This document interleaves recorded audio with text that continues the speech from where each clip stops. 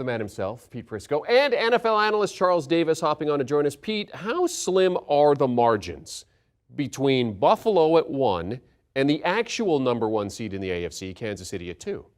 Well, they're slim, but Buffalo beat them. I mean, that's why I think they earned the right to have the number 1 seed. They beat them. And, I know they didn't play that game when the tragedy happened with DeMar Hamlin, but they still beat them. So that's why they're the best team, at least in my mind. I picked them all year. They were 1 to start the season. I picked them to win the Super Bowl, and I'm not getting off of that. I'm picking the Buffalo Bills. Charles, do you agree with them being the number 1 seed, or do you think Kansas City maybe should have slid into that spot? Well, we know that on the, in the actual playoffs, Kansas City will be the number 1 seed. Pete made mention of Buffalo not getting that opportunity to solidify that because of the game with Cincinnati, and understandably so, being canceled and being a no contest. But I like Pete's reasoning. Head-to-head, Buffalo went to Kansas City and beat them. So in a power ratings, where the reason we're not talking about it in total is because of a no contest, I think Pete's reasoning is spot on. It's the old, when you play the champ and you beat them, you're the champ. They went to Kansas City, got it done, and their records are right there next to each other. It makes perfect sense to me. Plus the way Buffalo is playing on defense, I really like them as the number 1 team in the AFC right now.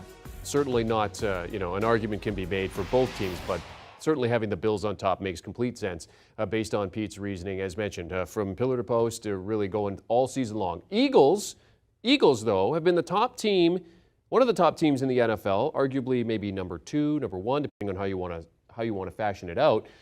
But you have them below Brock Purdy and the San Francisco 49ers. Can you explain that?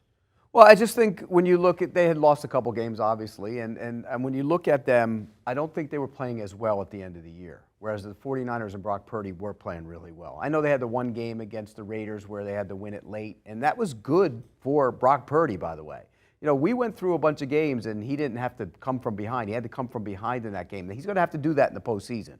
That's where you're going to make your bones. But this team is stacked, and I think they're really loaded at every spot across the board, and now they get Samuel back, and they have so many weapons on offense, which is why I put them ahead of them.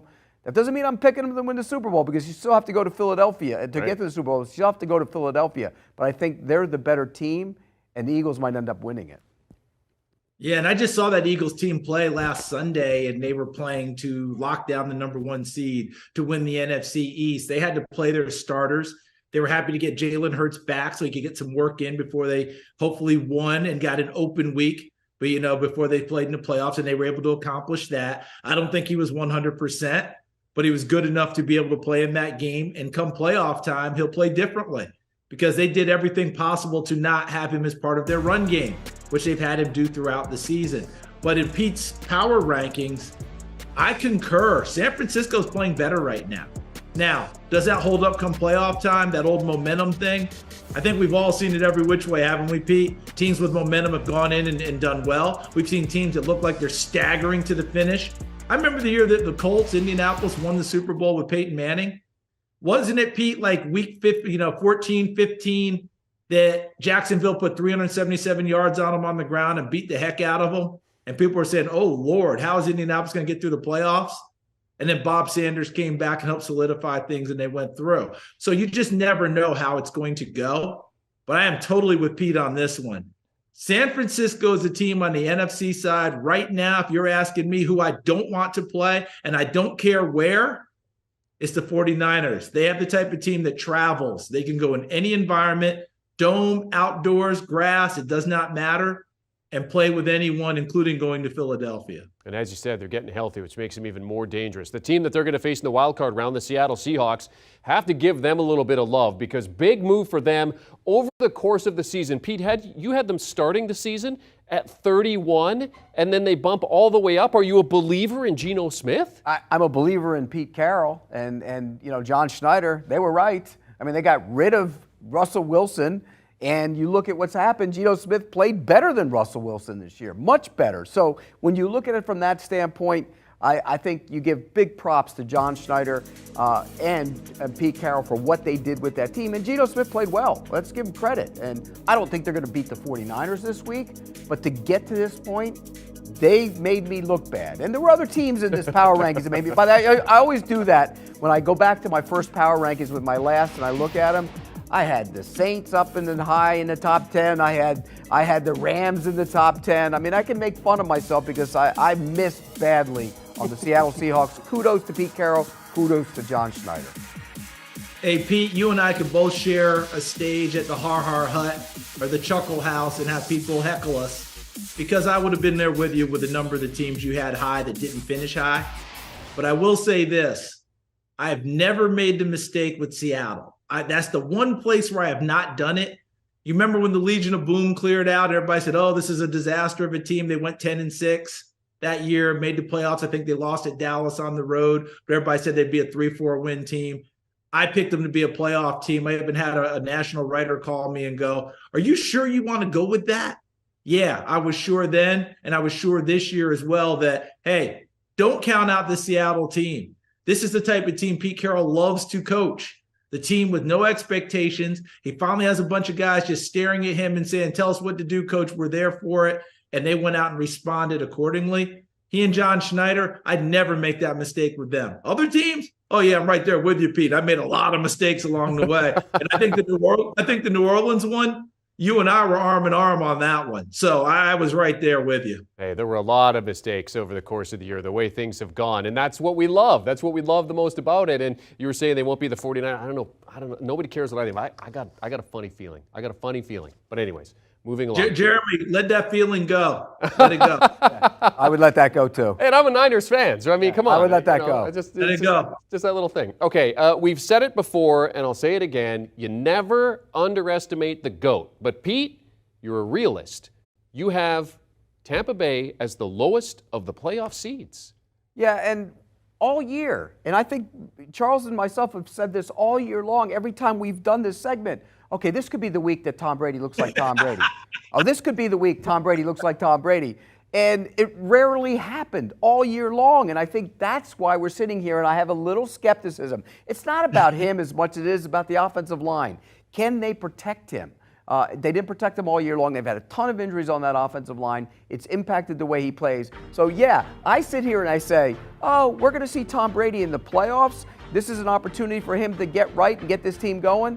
But can they protect him? And remember, the one kryptonite, it's the kryptonite for all quarterbacks, but for him especially in the postseason. You go back to those Giants games he lost, what'd they do? Interior pressure. Hit him. He didn't like it. Every time he lost in the postseason, the Jets back in the day, he got hit. And I'm worried that he's going to get hit in the postseason. I don't like that team right now. I love Brady, but I don't like the makeup of that team.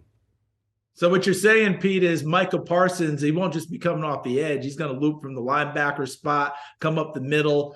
Seattle, wasn't it is it Cliff Averill who got hurt in the Super Bowl? Yes. And he was providing so much pressure in that game up the middle, and he went out and it changed the complexion, and Tom was able to step up and throw. Look, that's not the be-all, end-all, because everyone's had the same formula, and very rarely has it worked with Tom Brady. But if you're playing Bucko Bruce right now, and you're playing that Buccaneer and that Pirate and the eye patch and the whole deal, I'm the parrot on your shoulder, and I was right there with you. This is going to be in the week Tom Brady's going to look like Tom Brady. I've said it throughout. We both have. Here's the deal this time. Is Vita Vea playing for Tampa Bay?